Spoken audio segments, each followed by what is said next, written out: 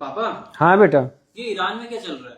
Iran में बेटा 10 दिन पहले एक चिंगारी लगी थी जो अब आग का रूप ले चुकी है। हुआ क्या, 28 दिसंबर को ईरान के तेहरान बाजार में एक स्ट्राइक हुई। तेहरान बाजार को ईरान की इकोनॉमी का धड़कन कहा जाता है। अब ये स्ट्राइक क्यों हुई? क्योंकि ईरान में इस समय एक यूएस डॉलर की वैल्यू 14 लाख रियाल के बराबर हो गई है। लोगों को एक पैकेट ब्रेड लेने के लिए झोला भर के नोट लेके जाना पड़ता है। तो इस कमर तोड़ महंगाई के खिलाफ लोगों ने जो प्रोटेस्ट किया, सरकार ने उसको बहुत बुरी तरह से दबा दिया। उससे लोग भड़क गए और ये प्रोटेस्ट जो महंगाई के खिलाफ था वो बदल के हो गया इस्लामिक स्टेट हुड के खिलाफ, और नारे लगने लगे death to Islamic State, death to dictatorship. अब इस प्रोटेस्ट को दबाया कैसे गया? 31 दिसंबर को ईरान ने अपनी 31 में से 21 स्टेट्स को शट डाउन कर दिया।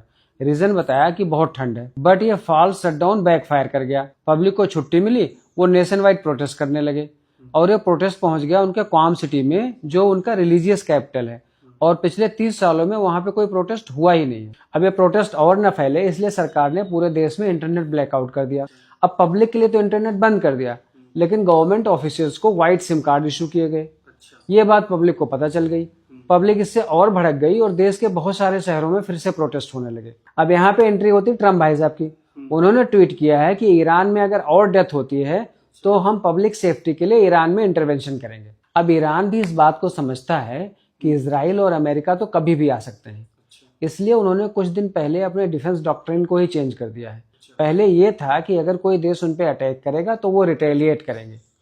अब उन्होंने चेंज करके ये कर दिया है कि अगर उनको इस बात का एहसास भी होता है कि कोई देश उन पे अटैक करने वाला है तो वो पहले ही उस पे अटैक कर देंगे। अब देखो, इजराइल और अमेरिका तो ईरान में आएंगे, क्योंकि अमेरिका को किसी भी देश में घुसने का सबसे अच्छा कारण होता है पब्लिक अनरेस्ट, जो ईरान में उनको इस्लामिक रेवोल्यूशन के बाद पहली बार मिल रहा है और दोबारा मिले कि ना मिले। अब इनके ईरान में आने के 3 मुख्य कारण होंगे।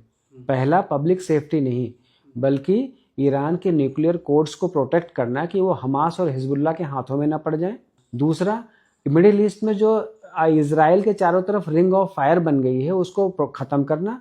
और तीसरा, स्ट्रेट ऑफ हार्मोज पे कब्जा करना, जहां से 20% ग्लोबल ट्रेड होता है। तो ईरान में जो सब कुछ हो रहा है ना, ये हर उस सोसाइटी के लिए एक सबक है जो ये सोचती है कि वो रिलीजन और आइडियोलॉजी के दम पे खुद को गवर्न कर ले। क्योंकि जिस दिन इकोनॉमिक रियलिटी हिट होती है ना, उस दिन सारे के सारे पैंतरे धरे के धरे रह जाते हैं।